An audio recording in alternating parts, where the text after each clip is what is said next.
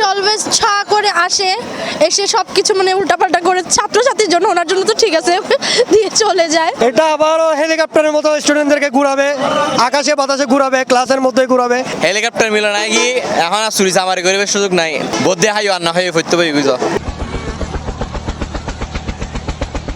দর্শক, বাংলাদেশের নতুন শিক্ষামন্ত্রী হিসেবে দায়িত্ব লই আনম এহসানুল হক মিলন। গত 20 বছর আগে 2021-2005 সাল পর্যন্ত তিনি শিক্ষা প্রতিমন্ত্রী তাহন অবস্থাত হেলিকপ্টার লই পরীক্ষা চলাকালীন সময়ে এক কেন্দ্র তুল অন্য কেন্দ্র জেরে নকল ঠেকানোর জমি হিসেবে পরিচিত হইল তিনি, এবং তারা ওই সময় হয়তো হেলিকপ্টার মিলনও। তবে মন্ত্রিসভা তার আগমনে শিক্ষাঙ্গনত শিক্ষক, অভিভাবক ও ছাত্রকলে কিভাবে আজ তরারে জানাবে চেষ্টা করগুম।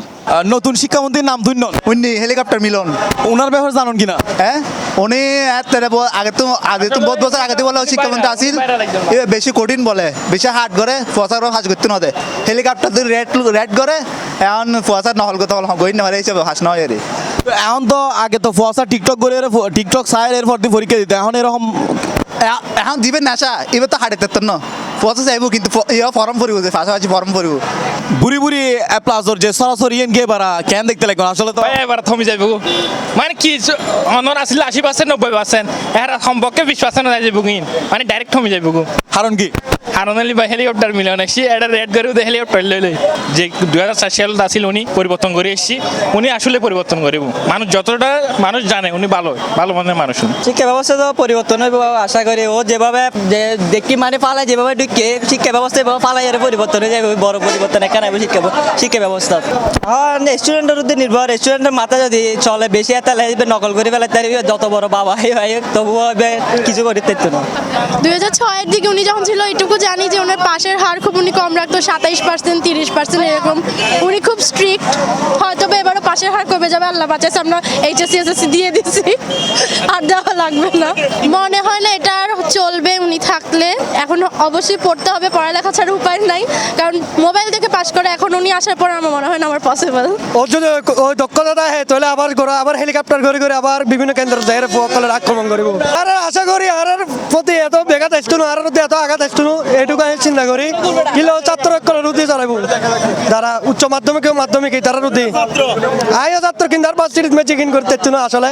আর বাস সিরিজ ম্যাচে এত বড় হেলিকপ্টার আছে ভয় লাগে না তুম মানে পরিবার চাপ কম বাড়ি গিয়ে আর এসেছি বেসাল্লা বেশি ডরে রে কেনা এরকম পরিস্থিতি হইতো না। এলে মনে আর এবার ফর্ম ভরিব নাইলে পাস হইতো না। হয়তো যে আগেও ফসা একখানা চোর আছিল, এখনো আছে একখানা চোর। এখন এই নদী আর সংশোধন করা পড়িব, বাকি কান হইতে আল্লাহ বর্ষা। এখন মনে হয় আরো কঠিন হয়ে গিয়ে আগের কালে জেলে আসিল এতে তো আনা জেনে তেনে করে পাস করে ফেলায়, কিন্তু ইউনিট সরকার আইবার পর একখানা কষ্ট হয়ে গেল, এখন পাল্লা লাগে আবার কষ্ট যাবো। এইবার ব্যাকগ্রাউন্ড আর ব্যাগকে জানি হেতুলাই আর করতে যায় না, একখানা কষ্ট হইব আনতে। অবশ্য এখন তো আগের মতো নকলটা নেই, বাচ্চারা আসলে অনেক মানে ভালো ইমপ্রুভ করবে আগের থেকে। না ওনার বক্তব্য তো শুনেছি, মনে হচ্ছে অনেক কিছু আনবে, উনি ডিজিটালাইজ করবে শিক্ষাকে, উনি বাইরের দেশের মতো মানে শিক্ষা ব্যবস্থাকে উন্নত করার চেষ্টা করছে, তো সেই জন্য আমরা অনেক খুশি।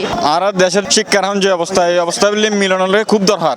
আর বেকারত্ব যে অবস্থা 2022 সালের মধ্যে এইচএসসি ওটা পাশে গিয়ে ফাইনাল আস্তে আস্তে করে ক্যাশ হওয়ার পরে নোফার কিল্লাগে তার মাথার মধ্যে বিন্দু মাত্র পড়ালাম বিন্দু মাত্র আইডিয়া নাই। তাহলে বলে আর ধরার দেখি মিলনের মতো শিক্ষামন্ত্রী যে যাই বাসায় আর হমি যাবে গুই, যার মেধা আছে তারা মনে করো পরীক্ষা পাস করিব, তারা ভালো রেজাল্ট করলে তারা বেকারত্বহীন আর দেশে হমি আইব। তো এই কারণে আর মিলনের মতো শিক্ষামন্ত্রী দরকার যে হেলিকপ্টার লইলে পুরো কেন্দ্র ঘুরিব, ফাইনাল যারা নকল করে তারা ফাইনাল এইসব ফাইনাল ধরে ফেলাইব, যার যোগ্যতা বেশি তো যোগ্যতা যাইতে পারিব। পড়ালেখা জানেন দিনে দিন কঠিন হর সোজা নর, তাও শিক্ষা ব্যবস্থা আগতুন ভালো এন ও আসিল এতে ফাজরা হম আসিল ইয়েনা বালা আসিল মেতে এতে মানুষ ফসা ভালো করে পড়ালেখা করতো, তারপরে এসে দিবমনি মেফা মানে যেটা এটা তো নষ্ট হয়ে যায়, আরো নষ্ট করে ফেলি পড়ালেখা।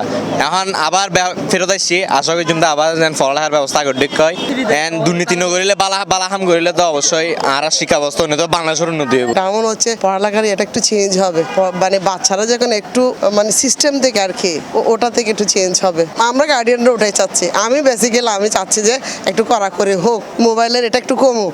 আমি এহসানুল হক মিলনের একজন শিক্ষামন্ত্রী হিসাবে, সাবেক সফল শিক্ষামন্ত্রী, তিনি আজকে অনেক বছর পর বাংলাদেশের শিক্ষা ব্যবস্থায় আবার শিক্ষা মন্ত্রণালয়ের দায়িত্ব পাইছেন। আমি অবশ্যই আশা করি পূর্বের অভিজ্ঞতা এবং বর্তমানে তার যে বিচক্ষণতা এবং তার যে দূরদর্শিতা, সেই দৃষ্টির আলোতে বাংলাদেশের শিক্ষা সুশিক্ষায় আলোকিত হবে। একজন গার্ডিয়ান হিসেবে আমরা চাই বাচ্চাদের জন্য অবশ্যই ভালো কিছু বা নতুন কিছু আমরা পাবো, যেটা গ্যাপিংটা ছিল বা ল্যাকিংটা ছিল ওটা হয়তো বা উনি ফিল আপ করার কিছুটা চেষ্টা করবে। আপনি যে বললেন ওনার আমলে আপনি ক্যান্ডিডেট ছিলেন, তখন আপনাদের মধ্যে ভয়টা কিভাবে কাজ করতো? এটা আসলে চিন্তা করলে এখন লোম খাড়া হয়ে যায়, কারণ এমনও গেছে মানে কেন্দ্রে যখন খুব বেশি ডিস্টার্ব করতো বাচ্চারা বা স্টুডেন্টরা বা আমরা করতাম, তখন যারা ডিউটিতে ছিলেন উনিরা জাস্ট একটা কথাই বলতো, এই যে শিক্ষামন্ত্রী আসতেছে হেলিকপ্টার নিয়ে, এটাই আমাদের জন্য যথেষ্ট ছিল, এর চেয়ে বেশি কিছু প্রয়োজন ছিল না।